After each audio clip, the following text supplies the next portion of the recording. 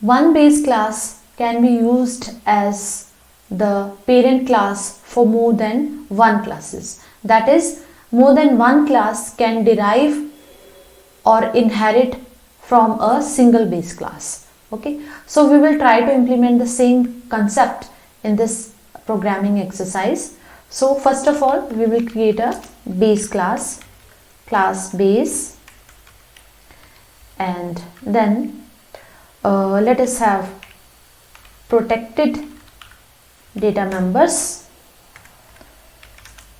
I and j, and in the public section let us have some member functions to set and show the values of these data members. So void set ij,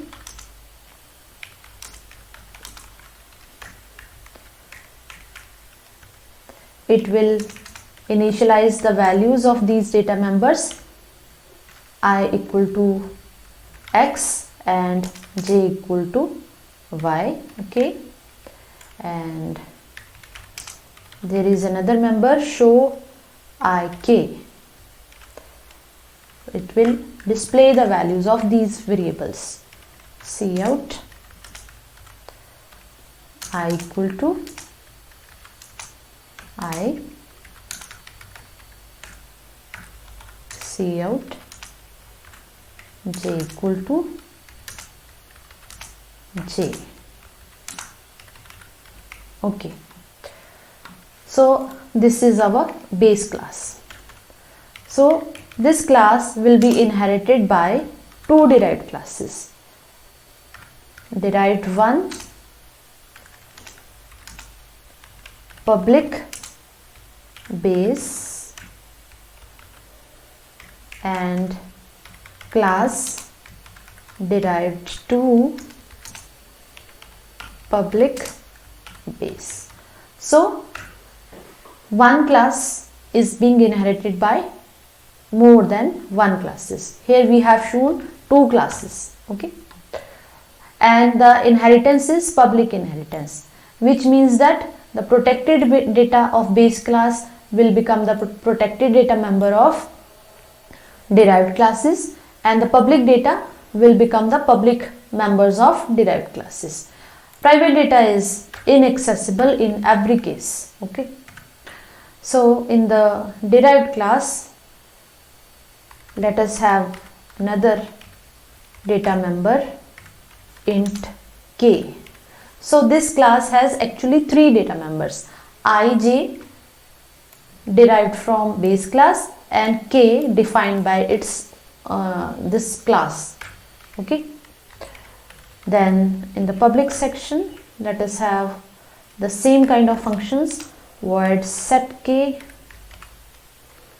okay, where k is equal to I multiplied by j,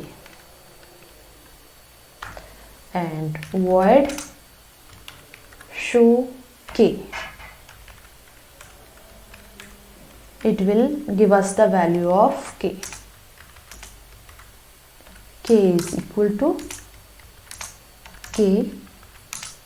Okay, and this derived two class will also have the same kind of structure, so we can copy this. Okay, so here instead of k let us have l, void set l.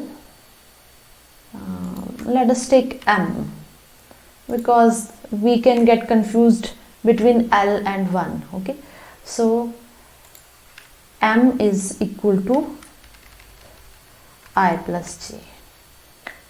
Show m.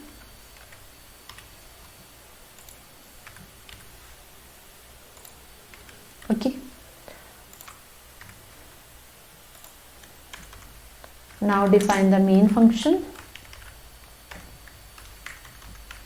In the main function, let us first create the object of derived 1, ob1. ob1 dot. So now can we call set ij through ob1? let us think for a moment. You can pause this video and answer this question. So the answer is yes, we can access IK. Why? Because IK was the public member of the base class, so it is accessible everywhere. Okay, so we can access it through OB1 because by inheritance this has become the member of derived 1 class.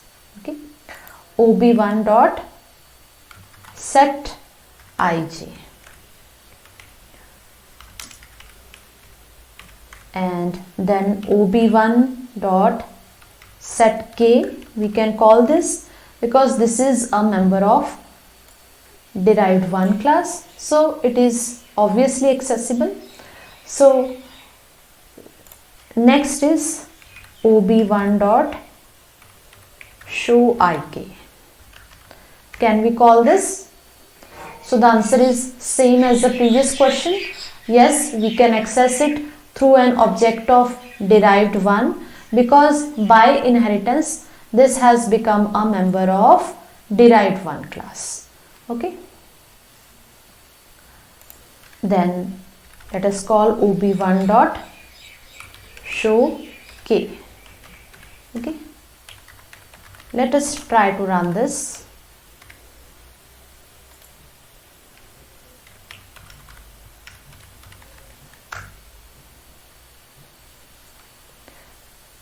It is OB1. Okay, there is an error. There is no member show IJ. There is a mistake here. Okay,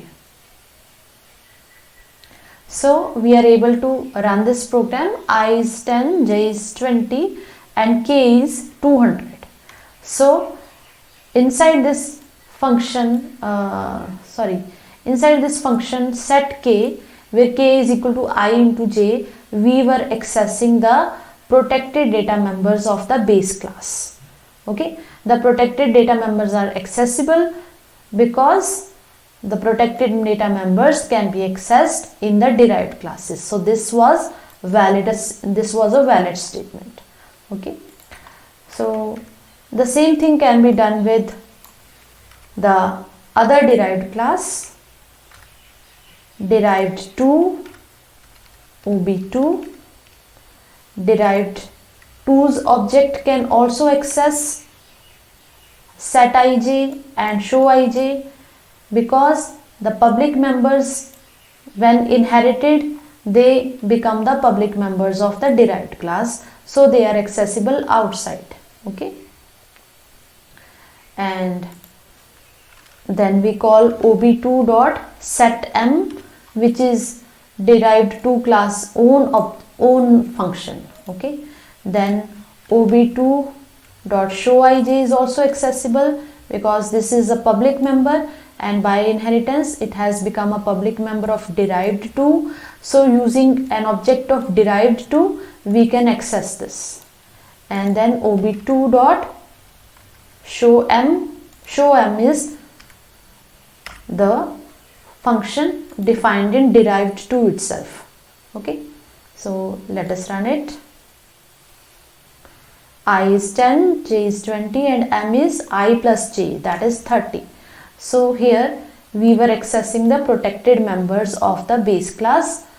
Protected members, the same situation, they are accessible inside the derived class, so we are able to execute this statement. Okay.